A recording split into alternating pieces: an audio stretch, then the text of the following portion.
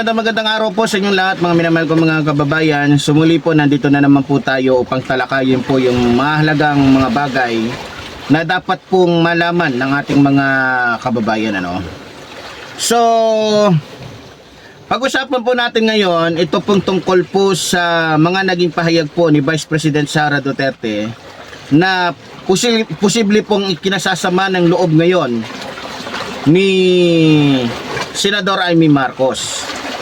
Ba't ko po nais na pag-usapan natin ito? Unang-una po kasi mga kababayan, wala pa po ang 2026, no? Kung di ako nagkakamali, mga 2022 pa lang o 23, gusto po ni Sara Duterte ng kanyang maging ka-running mate o kanyang maging kapartner kung sakaling siya ay mag-aambisyon na maging Pangulo ay si Amy Marcos. Pero kung papakinggan nyo po yung mga interview po sa kanya, pag-aaralan nyong mabuti, mukhang malinaw po na ang pinapahiwatig po ni Sara Duterte na gusto niya na maging vice president niya o maging ka-running mate niya kung sakaling tatakbo siya ng pagkapangulo ay ibang tao, iba, no? At hindi po si Amy Marcos. Ngayon, mga minamahal ko mga kababayan, siguro kaya naisip ni Vice President Sara Duterte na wag si Amy Marcos ang maging katandem niya dahil alam niya po sa sarili niya na pagdating po mismo sa baluarte po ng mga Marcos sa Ilocos, hindi po maganda ang loob ng mga Ilocano kay Amy Marcos dahil nakita po sa kanya yung pagiging traidor niya bilang kapatid po ni Pangulong Ferdinand Marcos Jr. at saksi po mismo ang buong mga taga Ilocos kung papaano po niya sinira ng husto ang ating mahal na Pangulo, no?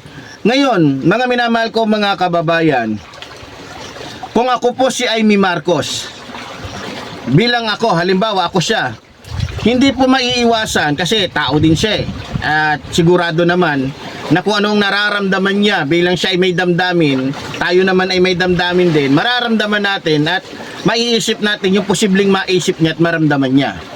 Natural, talagang posibleng maramdaman niya yung sakit dahil tila pinaasa po siya ni Vice President Sara Duterte.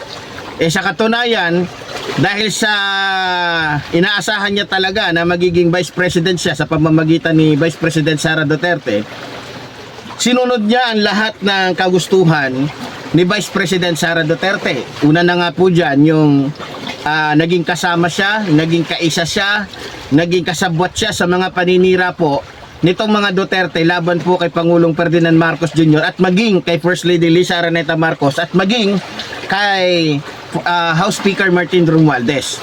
Ngayon, sa kabila ng lahat ng ito, pagkatapos na gamitin, mapakinabangan ni Vice President Sara Duterte, eto pong si Amy Marcos, sigurado ko na kung sakaling hindi siya ang piliin para maging running mate ni Vice President Sara Duterte, mararamdaman niya talaga yung panglulumo, kalungkutan, panghihinayang, no? At syempre masasaktan talaga siya dahil sa kabila ng ginawa niya, sinakripisyo niya pati pagiging ate niya, pagiging pamilya niya sa mga Marcos, ang ending wala lang. So lumalabas na iisipin talaga ni Amy Marcos na ginamit lang siya ni Vice President Sara Duterte para makuha ni Vice President Sara Duterte yung gusto niyang mangyari sa kapatid ni Amy Marcos na si Pangulong Ferdinand Marcos Jr. na mapababa sa pwesto para maagaw niya yung kapangyarihan ni PBBM. Ngayon, alam niyo mga minamahal ko mga kababayan, hindi naman po sa pinangungunahan ko, pero halos ramdam na po ng taong bayan dahil nakikita po kasi ni Vice President Sara Duterte na kung yung taong ito ang magiging running mate niya o magiging kasama niya, kaisa niya para tumakbo sa pinakamataas na posisyon ng ating bansa, mukhang sa tingin niya may posibilidad na manalo siya. Dahil alam naman po natin na itong taong ito ay maliban na membro mismo ng isang reliyon na talagang makikita nating nakikialam sa usaping politika, may potential po itong manalo sapagkat alam naman natin na dahil sa kanyang ginagawang pagsuporta sa bansang China, posibleng manalo ho ito sa pamamagitan ho ng pera, impluensya at maging sa reliyon niya. Malamang kilala nyo na po kung sino yung sinasabi ko. Wala pong iba kung hindi si Marcoleta, no? Alam naman po natin na si Marcoleta, ang nasa likod po niya ay yung kanyang reliyon, na kung saan madalas pong sumasali o nakikialam sa usaping pampolitika. Mga minamahal ko mga kababayan. Ngayon, maliban na masusuportahan po siya ng kanyang reliyon, masusuportahan din po siya ng isang bansa na kung saan ay nagsisikap na maagaw yung ilang mga teritoryo sa ating bansa. Kaya siguro malamang kahit hindi pa niya nasasabi kung sino talaga, pero alam na natin kung sino siya. Ngayon, may iba ding nagsasabi na posible daw na si Robin Padilla naman ang napupusuan ni Vice President Sara Duterte, kasi maliban daw na malakas siya o kilala siya bilang isang aktor o bilang isang artista, malakas din ang kanyang pangalan o hatak pagdating po sa area po ng mga kababayan nating Muslim. Dahil nga po siya po ay kumakatawan bilang kumbaga representante ng ilang mga Muslim, no? So, kung ako po tatanungin ninyo, kung si Robin Padilla naman ang mapipili o mapupusuan ni Vice President Sara Duterte, posible din na manalo talaga siya dahil unang-una, marami pa rin po sa mga kababayan natin hanggang ngayon po ay bulag. Hanggang ngayon ay bingi. Pero kung ang mga Pilipino po ay maninindigan para po sa ating bansa at hindi sila maninindigan para sa isang taong wala namang paninindigan, no? Kung sila ay maninindigan para sa ating bansa, siguradong hindi po mananalo, no? Kung hindi nila iboboto si Robin Padilla, malamang ligtas po ang ating bansa sa pananakop po ng bansang China. Ba't ko po nasabi? Alam naman po natin na si Robin Padilla ay isa po sa nagiging tuta o tagapagligtas po ng bansang China. Nakita niyo naman po yung kanilang mga nagiging komento. Nakita niyo naman po kasi tuwing may usapin po patungkol po sa pang-aabuso ng bansang China, tungkol po sa pambubuli nila, pang-aapi nila, sa pambobomba nila ng tubig sa ating mga kababayang mangingisda. Nakita nyo naman yung galawan nila, yung kanilang mga nagiging pahayag na halos pumapabor po sa mga nang-aapi, hindi sa inaapi. Sa madaling salita, mas pabor sila sa mga mananakop kaysa sa mga sinasakop. Mas pabor sila sa bansang China kaysa sa sarili nating bansa.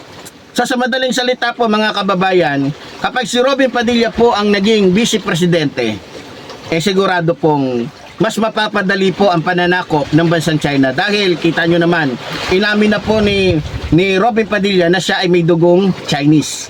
So ibig sabihin, dahil sinasabi niya na siya ay may dugong Chinese, so pabor sa kanya na ang bansang ito ay maging probinsya na lang ng bansang China. So maliban doon, natitiyak ko po mga minamahal ko mga kababayan na hindi po magiging maganda ang daloy o takbo ng panggoberno natin. At sigurado ko hindi naman sa inuhusgahan natin, nakitang-kita naman po natin sa kanyang pagiging senador, kita naman po natin na bagamat siya senador, kitang-kita po na ang kanyang kakayahan ay hindi po pang senador, no? Parang masasabi natin pang barangay chairman lang, 'di ba? So makikita na natin kung ano ang magiging future ng Pilipinas kung silang dalawa ang magtatandem. Unang-una, pag si Sara Duterte naging pangulo, sigurado ko na maliban na magiging laganap muli ang patayan, mas magiging laganap po ang korupsyon. Kita naman po natin sa kanyang pagkatao, kita naman po natin sa kanyang mga kilos, kita naman po natin sa kanyang mga nagiging salita o mga nagiging galawan. na maliban na hindi po siya pwedeng maging isang pangulo, makikita po natin na medyo may problema po talaga siya sa kanyang pag-iisip. May problema po siya sa kanyang pagkatao, di ba? So sigurado ko na kung ano yung naranasan natin noong panahon ng tatay niya, nakalungkutan, hirap, gutom, siguradong triple po yon. Kaya nakasalalay po sa magiging desisyon ng mga tao yung kinabukasan po ng ating bansa, o magiging nakasalalay sa ating mga Pilipino yung magiging kinabukasan po ng bansang ito. Ngayon, alam naman po natin, para masiguro po ang pagkapanalo ni Vice President Sara Duterte sa 2028, gagamit po sila ng pera na kung saan po ay magdidikta sa mga Pilipinong nabibili yung kanilang mga boto. Ngayon, kung hahayaan po natin na sa pamamagitan ng perang yan ay madidiktahan ng ating mga kababayan o madidiktahan tayo, parang sinabi na rin po natin na goodbye Philippines.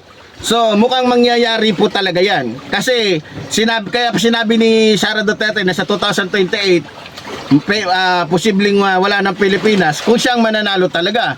Dahil pagkata siya po ang nanalo, kaya ko sinasabing goodbye Philippines, alam naman po natin na kapag siya po ang naging pangulo, mas pabor at mas mapapadali ng bansang China yung pananakop nila sa ilang mga lugar na tayo po ang nagmamayari. No? So, nanggaling na rin po sa kanya yan. Pero ganoon pa man, mga minamahal ko mga kababayan, hindi po tayo nawawalan ng pag-asa. Alam po natin na sa bandang huli, ang katarungan, katotohanan, kabutihan pa rin ang mananaig, no? Sa banta po ng kasamaan. So, para sa akin, ewan ko na lang po, mabalik po tayo dito kay Amy Marcos, sigurado po ako, dismayado po. Lungkot na lungkot po ito si Amy Marcos dahil tila ang nangyari nito, ginamit lang siya o ginawa lang siyang instrumento ni Vice President Sara Duterte para sirain ang kapatid po ni Amy Marcos na si Pangulong Ferdinand Marcos Jr. Pero ganun pa man, ito nga sinasabi natin, nasa huli ang gaba. Alam mo yung gaba? Yung karma. So ito, karma na rin to kay Amy Marcos na akala niya kung siya ay magiging sunod-sunuran, siya ay magiging aso kay Vice President Sara Duterte, makukuha niya yung kanyang matagal na ambisyon na magkaroon ng isang kapangyarihan na mataas, no?